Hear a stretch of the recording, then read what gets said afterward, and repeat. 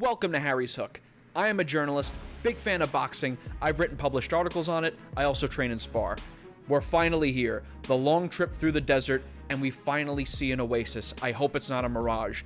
Errol Spence versus Terence Crawford, two undefeated, pound-for-pound boxer punchers in their primes, fighting for the undisputed welterweight crown and pound-for-pound supremacy.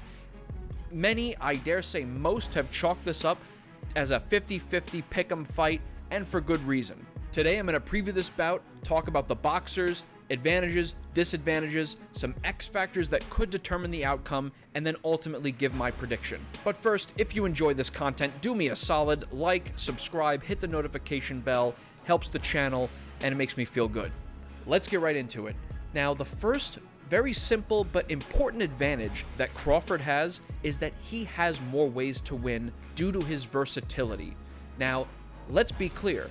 Errol Spence is no slouch in this department. He's got a lot of wrinkle to his game.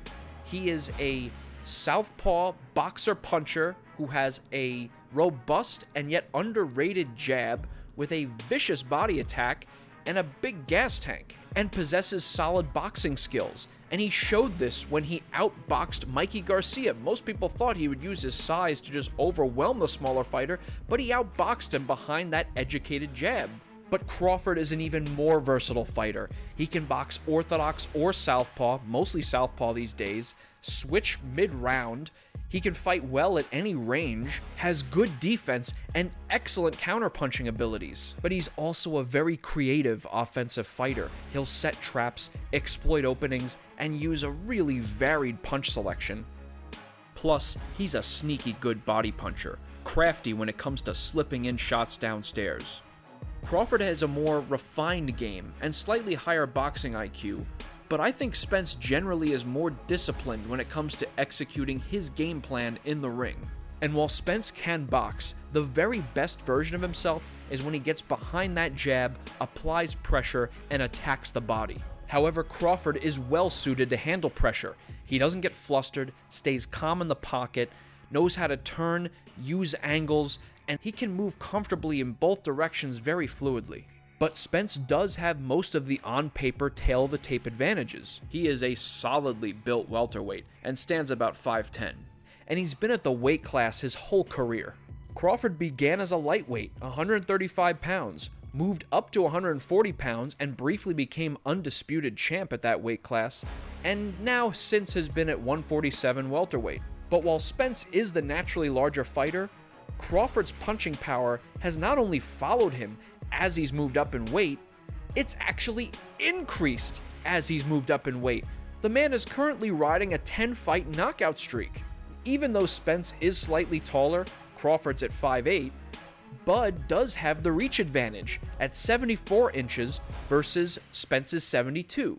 And that reach advantage could really come into play insofar as Crawford's ability to take away Spence's jab. Crawford will want to work at range here, because when Spence gets inside and he works and he uses that physicality, that is going to make Crawford's job a lot harder. Now, Crawford also knows how to apply pressure and might make an unexpected move by pressing Spence early in the fight, but I don't think that's a sustainable long-term strategy.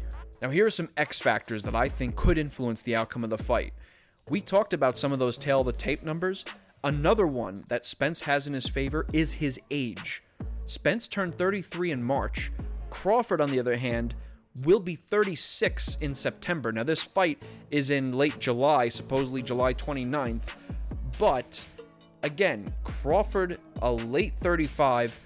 When you're talking about these weight classes, 147, age really can play a real factor. It plays a factor at any weight, but fighters tend to age faster at weight classes like this as opposed to heavyweight, where it could take longer for age to really catch up because the work rate isn't as high there. And there doesn't have to be a real precipitous drop-off in athleticism or reflexes to swing this fight deeply in Spence's favor. Another X factor here is Errol Spence's health. He did have that life-threatening, career-threatening car accident back in 2019. Now look, he's had some fights since then, and he's looked, I think, progressively better, but he also had a detached retina. And, who knows if that will hold up over the course of a war. And I think a lot of us expect this fight to be a really physically demanding one. Now, as far as chins as an X factor, both of these guys have been chin checked. Crawford by Kavaliauskas and Spence by Ugas in his last fight.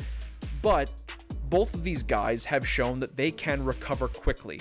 So really, it's more about whose killer instinct is going to be more on point, and Crawford has one of, if not the best, killer instincts in boxing. Another X factor could be ring rust, but it's tricky. Crawford last fought in December 2022, while Spence's last fight was more than a year ago in April 2022. But Spence also had a long layoff before he fought Ugas, and I think that extra time may have actually helped him recover a bit more from his health issues, because I thought he looked better against Ugas than he did against Danny Garcia.